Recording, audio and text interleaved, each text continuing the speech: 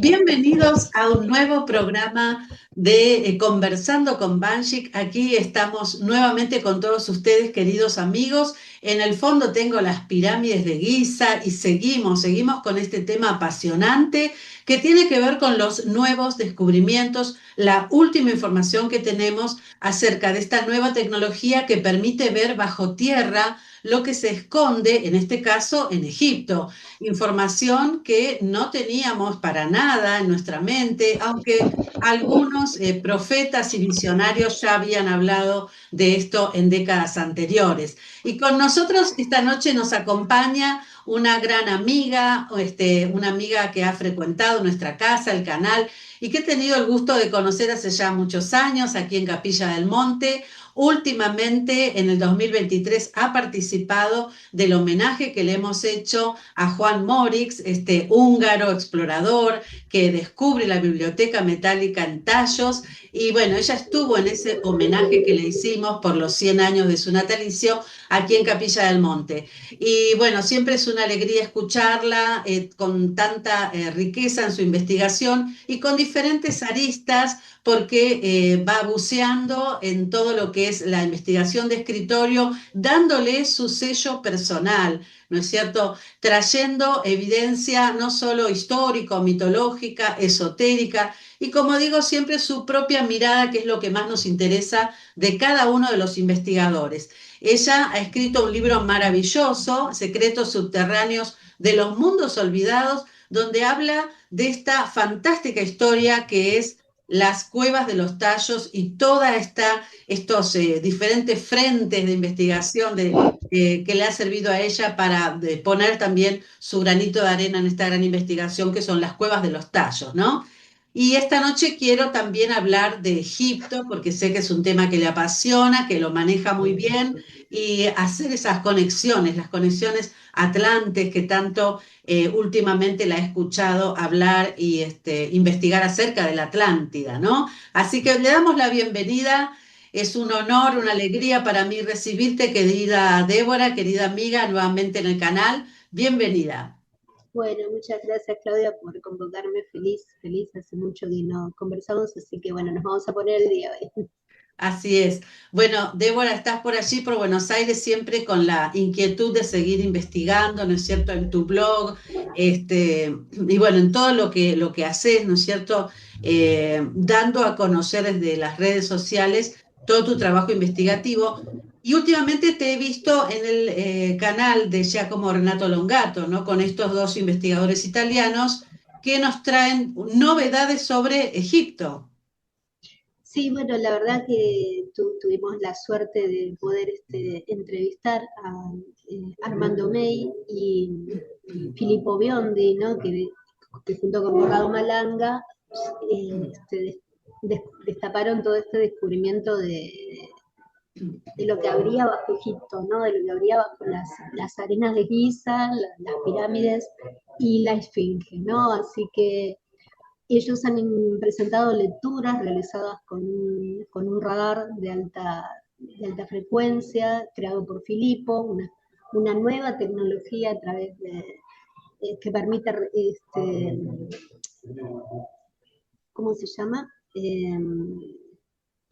Recolectar las energías, o sea, el sonido, ¿no? La cuestión sonora que antes no se tenía en cuenta. Entonces, la verdad que Filippo ha hecho un trabajo realmente increíble, es un científico increíble, y bueno, ha presentado estas revolucionarias lecturas por ahora de los escáneres que están, bueno, conmocionando al mundo con lo que se ha detectado abajo, ¿no? Así que bueno, yo quería saber un poco cómo había sido todo este descubrimiento, ¿no? Cómo habían llegado a juntarse ellos tres, ¿no? De alguna manera, bueno, nada, quería saber un poco cómo había sido toda esta movida, porque por muchas décadas siempre estuvo mucho, es la primera vez que creo que Italia se presenta de esta manera, ¿no? Tan llamativa a nivel internacional en Egipto, siempre tierra de amigos sajones, como decimos con Renato, siempre tierra un poco dominada un poco por los británicos y de pronto, bueno, los italianos han realmente iniciado un futuro que no sabemos qué va a suceder, ¿no? De aquí en más. Claro, claro, sí, justamente me recordaba ya como eso, ¿no? Que hubo otros grupos y siguen otros equipos investigativos, ¿no? Con esta tecnología satelital, ¿no es cierto? Para hacer todo esta proyección, ¿no es cierto? De lo que hay debajo de las pirámides. Pero que los italianos es como que vienen ahora a patear el tablero, me decía él, ¿no? Sí, por Y de supuesto. alguna manera poner su impronta también.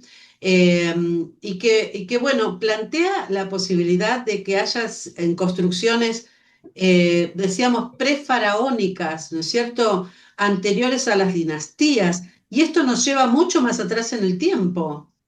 Sí, bueno, uno de los, además de esta, Filippo Biondi, que es el científico del grupo, después lo tenemos a Armando, que es un poco el historiador, ¿no? Un egiptólogo así inconformista, de alguna manera se lo podría llamar, un estudioso inconformista, que él viene trabajando en esta parte, ¿no? En la parte de la narrativa.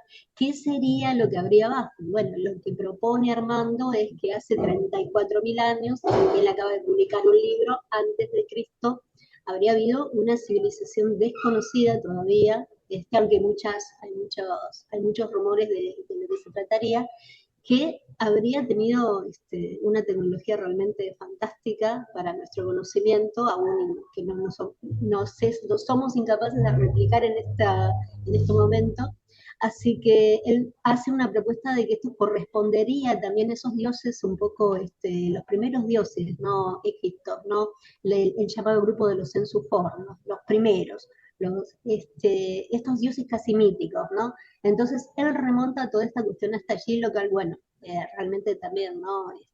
Si bien se ha hablado mucho, pero bueno, ahora él es respaldado por algo que ninguno de los otros historiadores que había propuesto muchas de este tema, porque hay que recordar que toda esta cuestión de los túneles que se decía, de las cámaras que se decía, vino con fuerza a partir del siglo XIX, del siglo XX, inicio del siglo XX, ¿no?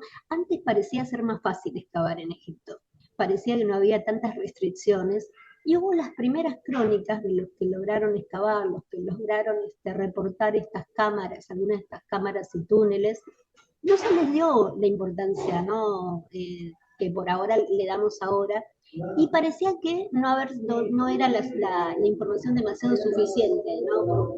Por momentos parecían como inventadas para algunos, pero realmente ahora estamos descubriendo que no, que nos dijeron la verdad, ¿no? Que había que era verdad lo que estaban relatando algunos de ellos, ¿no? O sea, pero no sé cuándo fue que Egipto empezó a tener estas restricciones de que no se puede excavar, que no se puede, que la egiptología se puso un poco más conservadora en todo nivel, negando toda esta realidad, así que bueno, realmente muy interesante lo que propone ahí Armando.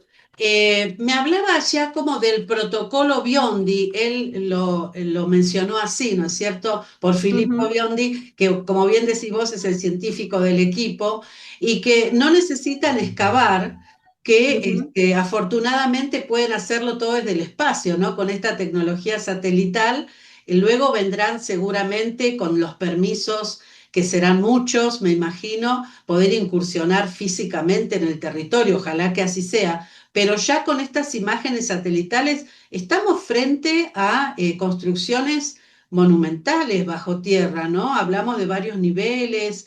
Sí, Contanos un poco qué opinas de todo esto y quisiera hacer la conexión también profética, ¿no? Con Edgar mm. Cayce, porque es la parte que me interesa también tu mirada. Mira, en realidad toda esta tecnología de radar empezó un poco fines de los 80, algunos van más allá a los 70, ¿no? Que se empezó a trabajar un poco con el georradar, ¿no? El GPS, o sea, empezó todo este proceso en Egipto, ¿no? Y de hecho, Zawi Hawass ya estaba trabajando con un grupo paralelo estaba trabajando los japoneses, ¿no? Pero no habían tenido estos resultados, digamos, ¿no? El protocolo Biondi, esta nueva tecnología que presenta Filippo, lo que hace es, como te digo, ¿no? Recoge las ondas sonoras, cosa que eso es lo que le ha dado el matiz diferente, ¿no?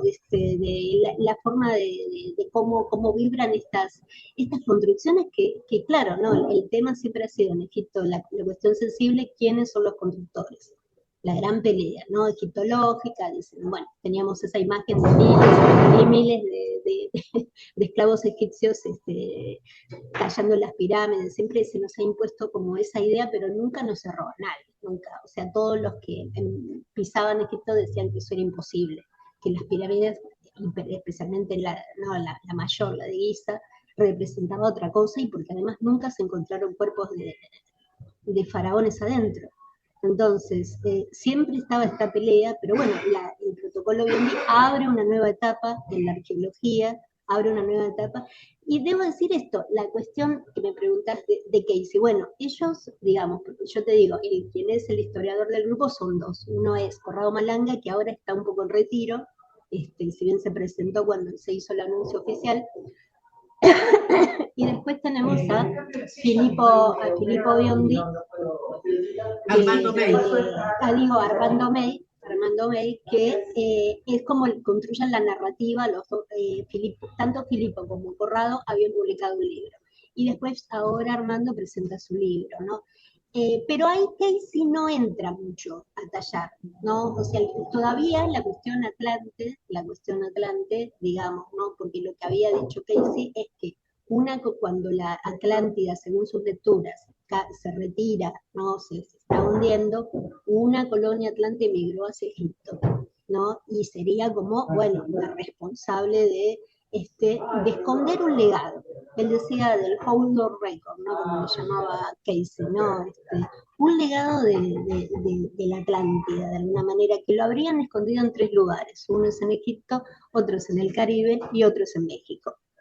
O sea, contaría cómo es esa tecnología que utilizaban, que parece que se basaba en cristales, todo según lo que dice Casey, que tuvo estas revelaciones del año 1923 a 1943. Hay que hablar que Edgar Casey era un psíquico muy importante de Estados Unidos, nacido en 1875, con Hopi Hill, y él ya de niño tenía como ciertas características, ¿no? Era un niño diferente, ¿no? Y bueno, llegado a los 20 años más o menos empieza ese trabajo terapéutico, ¿no? Que él podía ayudar a la gente a curar enfermedades que parecían imposibles, o sea, aplicando, ¿no? Un estado de hipnosis, bueno, muy especial, todo lo hay. Hablar largo y tendido de Casey, pero en una etapa que primero parecía, además era un cristiano fundamentalista, o sea, nada que ver lo que pasó después con el tema de la Atlántida. Él lo sorprendió empezar a hablar de eso, pero ¿por qué? ¿Qué pasó? Fueron a empezar a hablar los estudiosos y le empezaron a tirar la lengua, diciendo, bueno, ¿qué pasó en el pasado? Empezaron a ir los estudiosos, empezaron a ir las escuelas, entonces ahí Casey empieza a abrirse un poco, empieza a abrirse con este tema que, ya te digo, siempre era la cuestión más de curación, Claro. de salud. Él, si mal no recuerdo, se lo menciona como el profeta durmiente, ¿no? Que él Sí, durante el sueño tenía estas visiones. exactamente, él entraba en un estado así tipo de hipnosis, y bueno, y empezaba como a tener una visión deseada de una fuente, él le llamaba una fuente universal, otros le llaman registros akáshicos, donde él extraía la información y empezaba, ¿no? A dar sus lecturas, ¿no? Pero él no recordaba nada después cuando despertaba, ¿no? Y decía, yo dije esto, él le fue muy difícil el tema un poco de la Atlántida, y dio se calcula más de 900 lecturas, dejó, que habla desde los inicios hasta su destrucción, Ajá. completamente. Y él creía que había tenido una vida en la Atlántida, en Egipto, había tenido un trabajo que hacer, y que por eso recordaba, y bueno, él basaba todas estas lecturas en los recuerdos, ¿no? Decía, lo venían a ver, vos estuviste, vos hiciste tal cosa, ¿no? Muy, muy, muy interesante todo lo que... Y de hecho, bueno, Casey era consultado con los presidentes de Estados Unidos, o Claro. sea, llegó hasta la primaria, no tenía casi una educación formal, una vida agraria realmente fantástica para mí. Casey siempre fue uno de mis admirados. Claro, él habla de un gran secreto que esconde una de las patas de la esfinge, ¿no? Exactamente, él decía que, ya te digo, este secreto, el hundimiento de la Atlántida, él decía que los registros atlánticos que contarían cómo era la tecnología de los cristales, cómo trabajaban los cristales, que él decía que la Atlántida tenía una tecnología de cristales que le permitía hacer una especie de central de energía, Eso es importante porque en Egipto se habla un poco de eso, ¿no? Claro. Las pirámides con centrales de energía. Bueno, él decía exactamente lo mismo. Un gran cristal, ese gran cristal se comunicaba con la fuente y esta fuente, bueno, les permitía hacer, tener tecnología casi como la de ahora, te diré, ¿no? Casi Claro. como la de ahora. Debido a, él hablaba de un conflicto que había entre dos razas habitantes de la Atlántida, uno eran los llamados Ley de Uno, que le llamaban, ¿no? Que eran los más espirituales, y eran los que manejaban el cristal en forma espiritual. Y después estaban los, como él decía, los de Belial, ¿no? Los hijos de Belial, que eran los más conflictivos, ¿no? Los más conflictivos, y que, bueno, querían ese cristal para la dominación. Desde siempre, según lo que dice Casey, hubo una guerra, un conflicto que terminó desgraciadamente la destrucción de Atlántida, ¿no? En varios periodos, ¿eh? No es que es una destrucción en una época, sino que fueron varios periodos en que la Atlántida empezó su descenso, ¿no? Claro, sí, yo sé que a vos te interesan, ¿no es cierto?, todos estos temas y que te motivan también en tu investigación. En algún momento también preguntabas en esta entrevista a Armando May, sobre todo a Armando May, me imagino, sobre la tabla Esmeralda, ¿no? Sí, Háblame un porque poco de eso, porque algo deslizaste ahí en la entrevista, pero quedó un poquito solapado porque él no quiso abordarlo desde allí. sí, a mí lo que me preocupa de este documento, a mí me encanta lo que están haciendo los chicos, me encanta todo lo que están, pero me preocupa la narrativa. Tú sabes que yo soy muy excesiva con las fuentes, bueno, yo había visto que Armando había hablado no era el único con este tema, porque se habla de las tablas esmeraldas, ¿no? Pero la cuestión es que, y que eso sería como un registro atlante, ¿no? De las tablas esmeraldas, son versos, ¿no? Que te dicen, ¿no? Que hablan un poco de la Atlántida. ¿Qué pasa? Lo que sabemos de esos registros es que solamente tenemos algunos registros realmente de la tabla esmeralda, pero de la forma alquímica legada por los árabes en el siglo XV. Y después hay un protagonista que se llama Maurice Doreal, que en el siglo XX, norteamericano, es el que introduce las tablas de esmeralda. Él dice, yo en el Tíbet me encontré, las traduje, las tablas de esmeralda. Entonces, vos no lo vas a escuchar a Doreal mucho, porque la gente ya, como esto se viralizó hace muchas décadas, viene este problema, pocos recuerdan de dónde viene la cosa. Entonces a mí me preocupaba eso, porque si ahora toda esa información lo vamos a trasladar a nuevos descubrimientos, me preocupa la narrativa. Entonces ahí sé que un poco yo quería preguntarle eso a Armando, porque lo vi en un artículo que lo había escrito y quería saber qué pensaba, y bueno, sé que un poco se sorprendió.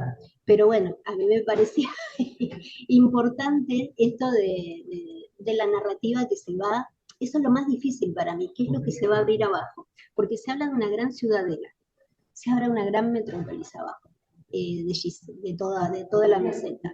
Y más de lo que, bueno, no el tema de qué sale de cada pirámide, que representarían esos ocho tubos con los espirales dorados que salen y parece que van a una especie de fuente de agua, y de ahí, bueno, se extienden los túneles y bueno, increíble, ¿no?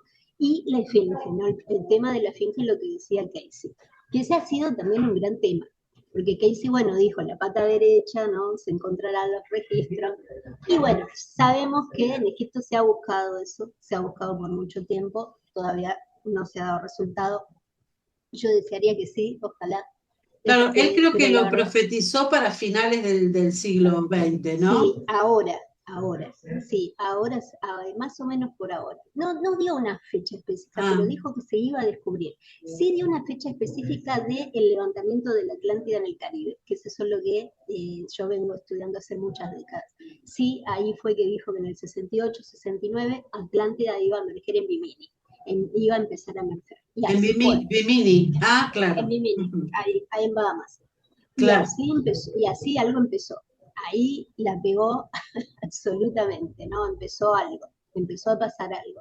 Pero bueno, debido a esto que decís, de ¿qué va a pasar? Que no van a dejar excavar, ya sabemos que no van a dejar excavar.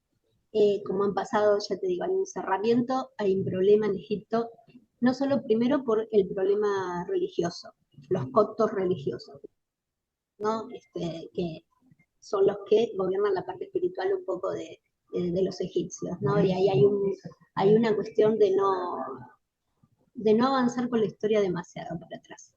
Después tenés arriba otras cosas, sociedades secretas que claro. conocemos muy bien, que están ahí también porque, bueno, digamos, se está tocando algo muy importante en el mundo, no es cualquier cosa Egipto, no es que esas lecturas son cualquier cosa, realmente se está tocando en un lugar muy especial, parece que Egipto está destinado a tener un papel muy especial en nuestro nuevo milenio, no hay duda, pero de ahí a que esto pueda excavarse, bueno, no sé, tendría que ser, obviamente ya están buscando, o sea, hay una pelea local, como lo que pasa ahora en Perú, ¿no? Tenés esta cuestión ahora local, hay todo un lío ahí con la chincana, hay una pelea local, yo lo puedo entender, pero vos fíjate que hasta que llegó Napoleón en Egipto, Egipto estaba en ruina, o sea, no, nadie se interesaba por Egipto y era zona de saqueo total. Creo que, bueno, ahora por una cuestión local fuerte, que no me parece mal, desean ellos manejar la narrativa de lo que vaya a salir de ahí. Está bien, debido a también el saqueo nuevamente anglosajón que ha habido, y eso ha sido fuente de mi estudio para la Atlántida, cómo es el manejo de Gran Bretaña con la Atlántida.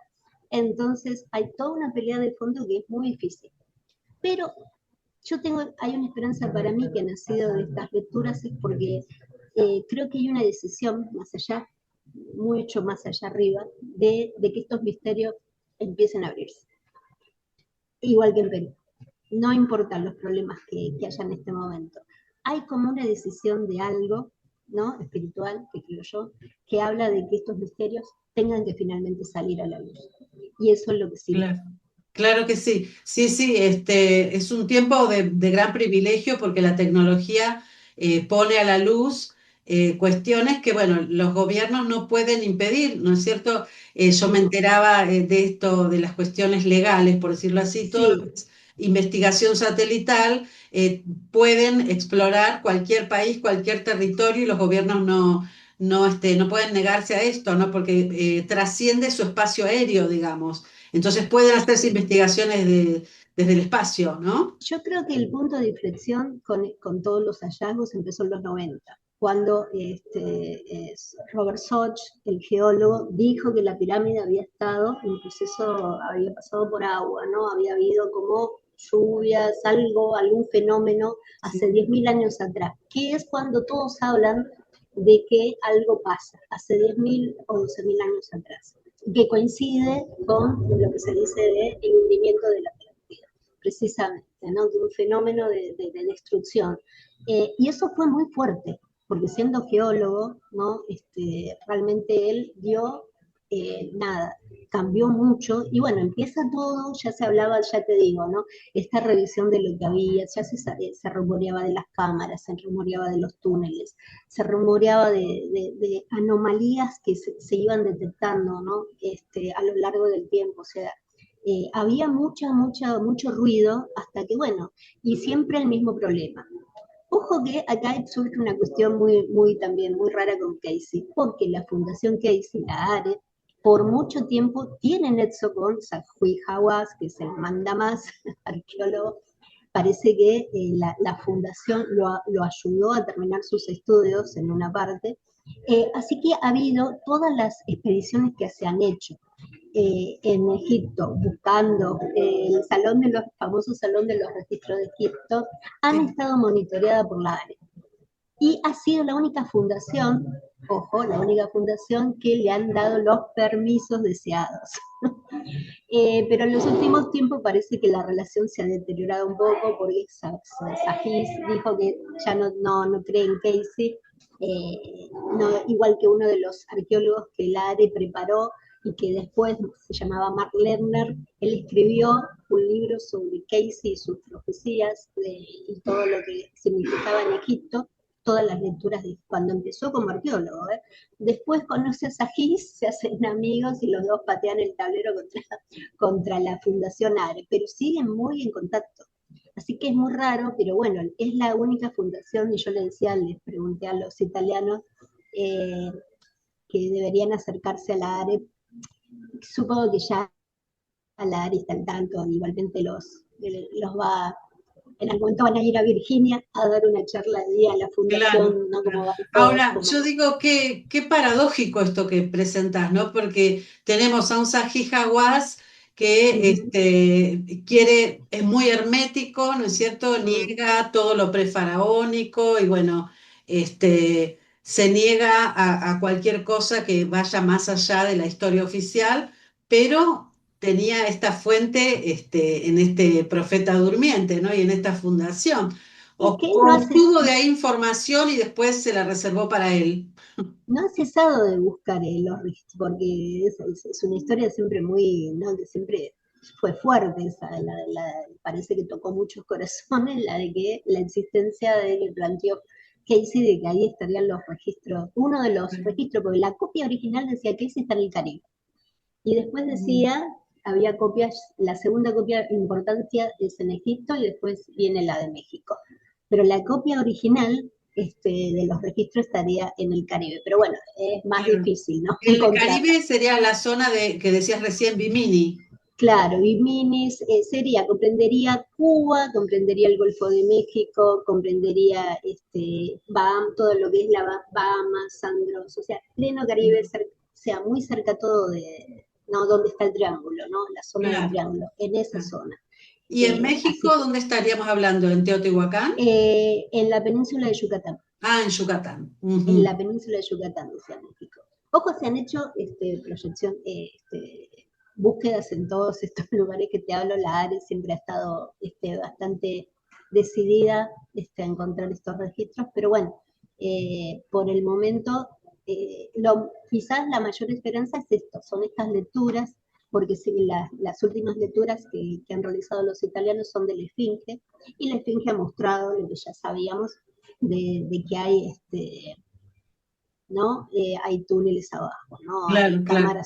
Hay cámaras abajo. Lo que pasa es que son, ya se sabía de una tercera cámara, ponerle cuarta, quinta, no sé cómo haríamos para hacer un descenso tan grande, ¿no? No es tan Claro, fácil. claro. Te pregunto, Débora, por curiosidad, porque yo a Corrado Malanga lo he conocido a través de sus investigaciones por el fenómeno ovni, precisamente las abducciones, ¿no? Desde ahí. ¿Cómo es que Exactamente. él incursiona en esta parte histórica, en el antiguo Egipto? Porque para mí fue toda una novedad encontrarlo en esa conferencia donde se presenta con Filippo y con May. Es que él es químico, parece que es un buen físico químico, pero es químico, Sí. creo, me parece. Y es muy bueno, dicen. Pero bueno, después tenía esta cuestión es verdad, muchas décadas con el tema de las abducciones controvertidas que comentaba. A mí me ha sorprendido, te digo, a mí me ha sorprendido y eso fue un primero, lo que hice inmediato es ir a leer el libro que sacó con Filipo, porque el primero que lo conoce es Filipo y después se une Armando al equipo. Pero el primero que contacta con él es Filipo. Me llamó la atención mucho, y por eso le pregunté a Armando, le pregunté a Filipo, que ahí habla de una experiencia mística que tuvo. Y eso Ah, es importante, ¿no? Porque también un hombre que viene de la ciencia pura, claro, ¿no? Que salta, ¿no? Digo, ¿no? Ha hecho un salto, digo, de vida, ¿no? Meterse en este tema que le puede costar la carrera en sí, aunque ya ha tomado distancia un poco de la parte educativa. Entonces, él ahí en el libro con Corrado cuenta de su experiencia mística, que parece que Filipo estaba un poco aburrido de su vida o algo no andaba, no faltaba, se sentía vacío y bueno, de pronto tuvo una visión, ¿no? Pasó algo que lo empezó a llevar a otro lado, a hacerse preguntas, ¿no? Y creo que ahí viene la cuestión de Corrado, ¿no? Y Corrado, bueno, me han sorprendido, parece que también venía hablando, ya se había metido mucho en el tema de Egipto, vaya a saber por qué, no he hablado con Corrado, pero parece que había una cuestión llamado fuerte, ¿no? Sí me preocupó un poco alguna narrativa también que encontré dentro del libro, no lo quise incomodar a Philip porque sé que no es él, no es él, pero bueno, había cosas en el libro que también la narrativa del libro me preocupa, de lo que piensan de Egipto y eso, y ahí sí me gustaría, bueno, vamos a ver cómo se desarrolla todo. Y ahí puedo entender que muchos se enojen por algunas cosas que se dicen, ¿no? Pero bueno, la verdad que las lecturas de Egipto han puesto a todos a pensar. Claro, tal cual. Y Y no, sería interesante nunca se viralizó una cosa así. como vos Lo pediste, mismo, ¿no? Que se subtitulara la gran sí. conferencia de prensa que hicieron, la presentación que hicieron, ¿no? Sí, porque era un poco, es un poco también, ¿cómo diría, no? Por un lado ellos dicen, ¿no? Esta cuestión anglosajona no preponderante en todos estos temas. Siempre viste que nosotros, como en Sudamérica, miramos de ellos layo, quizás porque estamos, e incluso todo, España no tanto, pero España, viste que ha tenido como no están como, no le has caído la ficha, me parece todavía, de lo que sucede. No les ha caído a todos la ficha en el mundo hispanoparlante de lo que está sucediendo, ¿no? Con Egipto. Y entonces sí me parecía de que esta información era necesario que nosotros pudiéramos, aunque sea que nos pongan admita subtítulos para español, porque te ponían admito subtítulos para inglés. Sí, es Y cierto. eso fue un pedido, porque los italianos parece que salieron también muy nacionalistas, salieron, lo decimos en italiano y que todo el mundo Sí, sí, aprende sí. italiano. Está bien, está bien. Los ingleses salieron con los tapones de punta, le dijeron, no, por favor, ¿cuándo vienen las traducciones? ¿Cuándo van a empezar a hablar en nuestro idioma? Y nosotros, pues, ahí bueno, Seguro. Ahora, Débora, con todo este panorama y unas conclusiones que están abiertas, porque todavía no mm, es una investigación que está en proceso, ¿no es cierto? ¿Cuáles serían tus conclusiones parciales o tus reflexiones con respecto a todo esto que está sucediendo en Egipto? Y si vos podés darnos una mirada con tu línea investigativa, ¿no? Con todo lo que vos ya venís trabajando desde hace décadas, con los mundos subterráneos, ¿no es cierto?, que tanto te apasionan.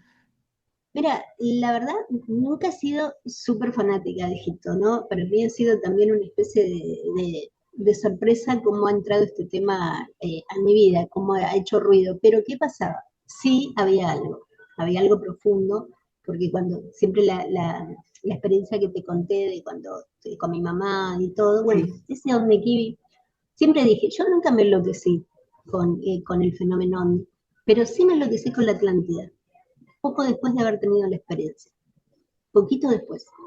Te lo escuché decir hace pocos días en una entrevista. Sí, Le comentamos a los amigos que ella vio que la luna se movía, que la luna caminaba por el cielo y se lo dice a su mamá en el barrio de La Boca. Era muy pequeñita, ¿cuántos años tenía? sí, 6 años, 7, Seis no recuerdo añitos. bien. Y estaba Sí, presenciando un evento ovni, por lo menos ovni, ¿no? sí.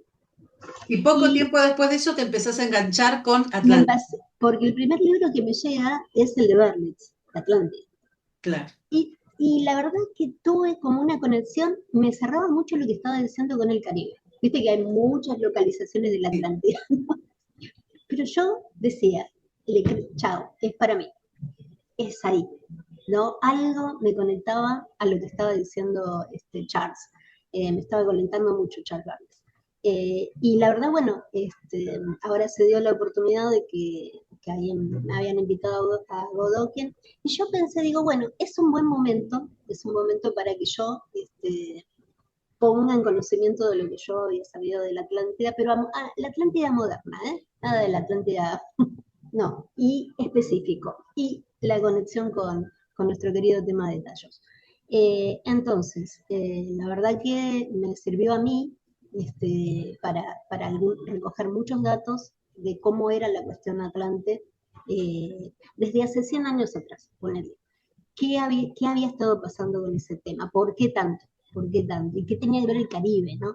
La cuestión del Caribe, la cuestión de Edgar Cayce, la cuestión de los buscadores del Caribe y cómo esos buscadores después vienen a tallos y por qué, cuál era, por qué sentían que había algo ahí que tenía que ver con eso. O sea, Claro, porque recordemos la cantidad de atlantólogos que pasan, por ejemplo, por el Museo del Padre Crespi, ¿no? claro, pero, viste, presenté todas las conexiones que a mí me parecían que eran importantes desde hacia, y que era lo que realmente estaba haciendo Hall, especialmente en la expedición del 76, pero Ah, hablando específicamente de Hall, plantear qué era lo que realmente estaba sucediendo, ¿no? Qué era lo que estaba buscando realmente, ¿no? Stanley Hall, ¿te referís? Claro, Ah, Stanley Hall. bien. Claro, Stanley Hall, ¿no? Y el papel de Escocia. El papel de Escocia y la Atlántida, que es importante. El papel de Escocia, en todo. en muchas, y entonces, bueno, la verdad que se quedaron todos medio alucinados, Me imagino, y, yo quiero que escuchar esa conferencia en Capilla del Monte, la ¿eh? verdad que tuve mucha, les gustó, y no, hay que entender que eran todos ufólogos. Yo, bueno, dije, es un buen momento para presentar esto, y me voy a tirar la y le pregunté al organizador, mira, quiero llevar este tema que sé que es un tema así un poco, ¿no? Que hace ruido siempre, pero bueno, logré conectar los datos, y nada, la verdad que eh, hubo mucho apoyo, todos se quedaron, sin nombrar Egipto, sin nombrar Egipto, Claro, pero claro. dando, de alguna manera sí, bueno, en un momento hago una mención de Egipto, pero dando a entender algo, de qué era cuál era el papel, de por qué, qué puede pasar de aquí en el futuro si lo que ahí en Egipto se cuece tiene que ver con mi querido continente. Eh, vamos a ver, vamos a ver, porque bueno, siempre, ya te digo, ¿no? Es importante establecer bien la narrativa, también se habla del mundo espiritual de los egipcios que estaría abajo, el Amenti, como le llamaban en el libro de los muertos, bueno, nada. Por eso digo, es abrir un lugar muy especial en la tierra, en toda la tierra, no, no es cualquier, no, no, por eso quizás digo, la excavación debe esperar, por ahí debe esperar un poco, porque se está tocando un lugar muy sensible. Pero Claro. evidentemente hay una decisión de que este misterio emerja y tiene que ver con la Atlántida también. Durante, en la conferencia, un dato que me pareció muy interesante de compartir es que Casey, cuando empieza a dar sus lecturas de Atlántida, él tenía una secretaria, que fue la mujer que organizó todas las lecturas, que se las clasificó, que se las ordenó, que fue por ella era la que escribía mientras él estaba haciendo sus viajes, ¿no? O sea, y ella es la primera lectura que Casey arranca con la Atlántida, es a través de ella, que es de un 30 de enero, como en mi cumpleaños es Acuario, como estaba también presente mi amiga Andrea Simondini, que es un 30 de enero, es de Acuario. Así que fue un dato que a mí me reveló mucho de que algo sucede con ese tema, que los llamados no son porque sí. Claro. Así que la era de Acuario entrando con todo con la Atlántida, ¿no? Qué interesante, lo cual augura años futuros de grandes revelaciones, ¿no? Seguramente, Exactamente, seguramente que sí. exactamente. Querida Ojalá. Débora, se me había ocurrido hace poco tiempo, entrevistamos a Giacomo Renato Longato, tu amigo, nuestro amigo en común, hacer una segunda parte juntos para seguir hablando de este gran tema, de estas revelaciones en Egipto y la mirada de cada uno de ustedes sobre estos grandes temas ya como especializado en la alta tecnología en la antigüedad y las civilizaciones perdidas, y vos trayendo también toda esta mirada profunda de los mundos subterráneos y todo el tema también más esotérico, si querés, o más profético también, que es sumamente interesante para hacer estas conexiones, ¿no? Si te parece, haríamos una segunda parte con nuestro querido Giacomo y por supuesto la invitación pendiente para que vengas a Capilla del Monte, te queremos tener en forma presencial Sí, contándonos acerca de toda esta investigación de Atlántida. sí, voy a estar en octubre, si Dios quiere, así que me va a dar mucho, mucho gusto llevar toda esta información a Capilla del Monte a través de ustedes, así que me parecía que son las personas indicadas para poder compartir toda esa data que es importante que la gente empiece un poco a entender. No, porque aparte hablamos además de, ya te digo, me interesaba mucho la exposición de la Atlántida moderna de los 100 últimos años, ¿no? Y especialmente de la desclasificación que yo llamo grito terrestre un poco, ¿no? De toda esa, que tiene que ver un poco, ¿no? Esta cuestión de este cambio de la ufología, ¿no? Desde que empiezan a decir, bueno, no es todo estelar, ¿no? Que empiezan a hacer las admisiones de que la Tierra todavía tiene algunos misterios que podrían estar conectados con el fenómeno que también hace tanto ruido, Así que bueno, eso también es parte de la información que voy a llevar. Excelente, excelente, me encanta esta conexión que haces con los criptoterrestres, que también estuvo hasta hace poco en el tapete, ¿no es cierto?, en todos los foros, todos los grupos ufológicos. Esa parte de integración que tenés, ¿no?, como gran investigadora que sos, es la parte más interesante, donde uno le saca el jugo a la investigadora, por decirlo así, ¿no?, porque traes desde distintas fuentes, de distintos frentes. Me acuerdo cuando dabas esas conferencias maravillosas sobre las cuevas de los tallos, que vos hablabas, Sí. el frente húngaro, el frente ecuatoriano, el frente argentino, y acá también es como que es un prisma, ¿no? Y estás mirando la Exacto. Atlántida como un prisma. Es que la única manera, viste, o sea, hacer la mirada, ¿no? Desde, Claro, como decís vos, ¿no? Desde arriba, de sí, todo, ¿no? Y eso toma tiempo, debo decir, toma tiempo, para mí, esta última conferencia, bueno, me hizo ver cuánto había madurado y aprendido yo misma de mi propio camino, ¿no? claro, De cuánto podía yo, haber hecho ese armado de datos, ¿no? Esto realmente fue importante, porque dije, bueno, a ver, está esto, realmente sí, conecta. Entonces, estas conexiones son importantes, pero bueno, lleva mucho tiempo ir entendiendo todo. Cosas que uno cree saber del tema, pero en realidad te das cuenta que después no, que necesitas tiempo de maduración. claro que Así que sí. bueno, ha sido Sí, muy sí. importante. Bueno, vos tenés toda la performance por tu formación, ¿no es cierto?, como bibliotecaria, y luego todo el trabajo de investigación de escritorio, ¿no es cierto?, y que volcás en cada una de tus conferencias. Querida Débora, entonces está hecha la invitación. Para mí va a ser una alegría, para Fernando también, recibirte en Capilla en el mes de octubre, celebrando nuestra academia que tiene 2 años de creada, nuestra Academia Internacional de Paleocontacto, y dentro de ese marco traer en forma presencial y virtual diferentes investigadores en sus conferencias con estos grandes temas. Así que para mí todo el agradecimiento profundo hacia vos por esta entrevista. Y bueno, seguimos hablando, abordando el tema de Egipto con Giacomo dentro de muy pronto en nuestro canal. Es qué bueno igual que lo sigas, Claudia, porque, digamos, el público español necesita entenderlo, necesita ir entendiendo lo que pasa en Egipto, que me parece que todavía no se ha abierto, ¿no? Bueno, siempre necesitamos un poco más de tiempo, tal vez.